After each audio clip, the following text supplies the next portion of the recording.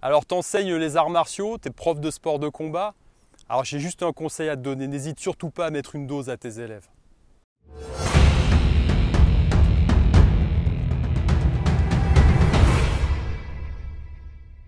Alors quand on est prof, et a fortiori d'un sport de combat, d'une méthode de self-défense ou d'un art martial, on a effectivement un certain nombre de responsabilités par rapport à nos élèves, en termes de sécurité, etc. Mais il faut aussi prendre en considération la dimension traditionnelle de notre art. Et c'est pour ça que je vous dis, n'hésitez pas à mettre une dose à vos élèves. Alors, évidemment, tout ça dans un cadre, entendons-nous bien, c'est un peu provoquant ce que je dis. Mais il y a quand même du vrai, parce que quand on regarde l'évolution des sports de combat et des arts martiaux, entre autres, à l'origine, on a quand même des arts qui sont destinés à apprendre à se défendre, à être efficace sur un champ de bataille. Donc, c'est pas se défendre, sauver son sac à main, hein. C'est effectivement, vous êtes sur un champ de bataille et ça fait la différence entre la vie et la mort. Donc, on parle d'un truc quand même à la base qui est un petit peu radical. Voilà.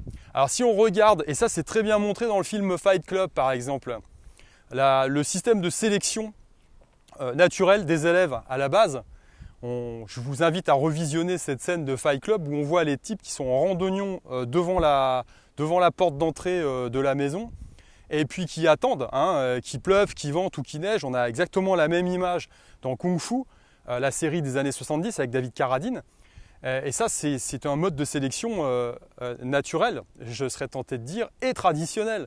C'est-à-dire que les élèves sont là, ils attendent pour être accueillis par le maître, et quelque part, le maître les rejette à chaque fois en leur disant d'aller se faire voir, d'aller ailleurs, etc. Ils n'en veulent pas, ils se font insulter. Alors ça, c'est un mode d'enseignement traditionnel. Voilà. C'est une façon de voir l'ancrage de l'élève, sa volonté, et alors non pas sa volonté de soumission, mais effectivement sa volonté d'apprendre réellement, sincèrement, et d'y mettre le prix. Voilà. Alors on passe de cette forme de sélection au truc qu'on a actuellement, qui est une relation purement commerciale. Voilà. Alors vous avez des gens qui viennent, vous êtes là au forum des associations, vous vendez votre cam. Vous l'avez plus blanc que le copain qui est à côté qui vend plus blanc. Lui, il fait du taekwondo, moi je fais du karaté, c'est bien mieux. L'autre, il fait du MMA, c'est encore mieux. Enfin, tout le monde fait un truc qui est mieux que l'autre. Voilà, c'est ça un peu l'idée. Et là, vous êtes là, vous racolez. Voilà. Donc, comme une vieille pute, vous êtes là, vous vendez votre cam, vous essayez de faire venir les gens, etc. Donc, et vous vendez du rêve, quelque part.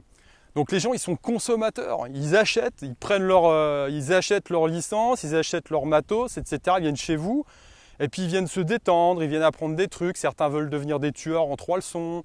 Moi, j'ai eu une fois une femme qui est venue vers moi, qui voulait apprendre la self-défense, qui m'a demandé si je faisais des défenses sur revolver. Voilà. Alors déjà, en la regardant elle avait l'air tellement inhibée que je lui dis bon, déjà dans un premier temps, on va essayer de prendre confiance en soi.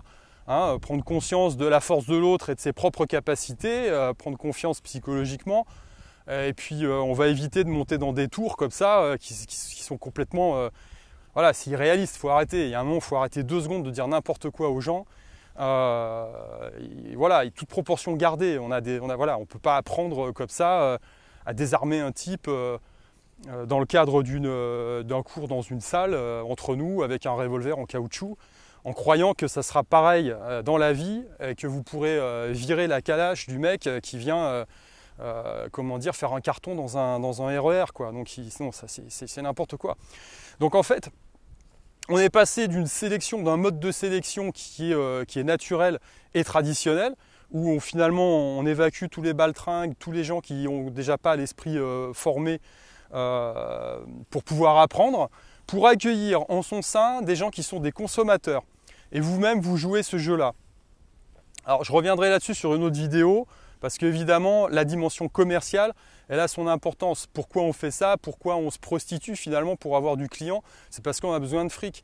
Mais pourquoi on a besoin de fric? Parce qu'on vit de ça exclusivement. Donc ça, c'est un des problèmes aussi. Je reviendrai là-dessus. Ce que je voulais dire aujourd'hui, c'est juste ça, c'est que, à la base, quand vous avez les gens qui viennent chez vous, si vous les mettez dans un mauvais trip, quelque part, par rapport à ça, vous ferez passer un mauvais message.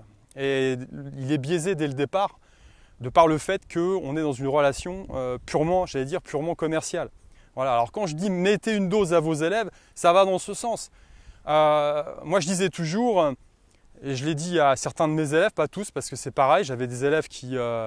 j'avais le bras cassé. Hein. Quand je dis bras cassé, c'est pas physiquement, hein, avec des capacités physiques limitées, mais il n'y avait pas les qualités.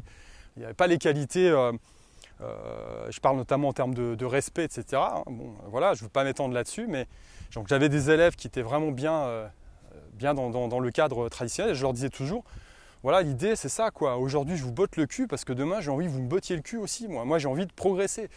Même en tant qu'entraîneur, coach ou sensei pour les arts martiaux, enfin, quelle que soit l'appellation, voilà, on fait ça pour progresser tous ensemble. C'est ça l'idée. Le maître et le disciple progressent ensemble.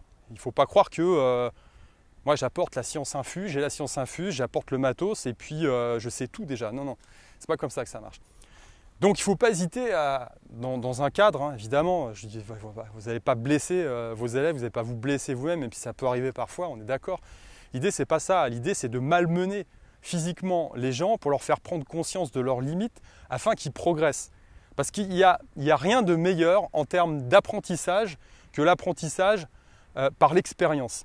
Voilà, donc si vous prenez un pas parce que vous n'avez pas été suffisamment vigilant, parce que vous êtes fatigué, vous avez baissé votre garde, vous n'étiez pas attentif, eh ben, dans la seconde qui suit, vous ne vous en prendrez pas un deuxième parce que vous avez compris que c'est compliqué et qu'il faut faire gaffe à vous. Voilà, donc c'est dans ce sens-là que je le dis. Et dans le deuxième aspect du truc, c'est qu'effectivement, mettez-leur des doses, putain, mettez-leur des doses. Parce qu'ils vont vous respecter déjà beaucoup plus. Et puis, on est entre combattants. Donc ça fait toute la différence, plutôt que de se retrouver avec des gugus en pyjama, qui arborent des ceintures et qui n'ont jamais rien fait de leur vie. Voilà. Parce que après, bon, bah, si vous avez des soucis dans votre club, par exemple, parce qu'on a toujours des luttes de pouvoir, hein, il y a toujours des gugus qui sont là et qui ont l'impression qu'ils ont touché l'or en essayant de prendre votre place ou quoi que ce soit, parce qu'on voit toujours que le côté purement sympathique de la chose qui fait rêver, mais ce n'est pas ça l'idée. Eh bien, si ça arrive comme ça, vous ne regretterez pas. Si vous vous êtes fait trahir à un moment, et ça arrive à beaucoup de monde, croyez-moi, eh ben, vous ne regretterez pas parce que, bon, vous leur avez mis une dose au passage à l'époque et c'est toujours ça de prix. Allez, sur ce, je vous laisse. À une prochaine vidéo. À plus, ciao.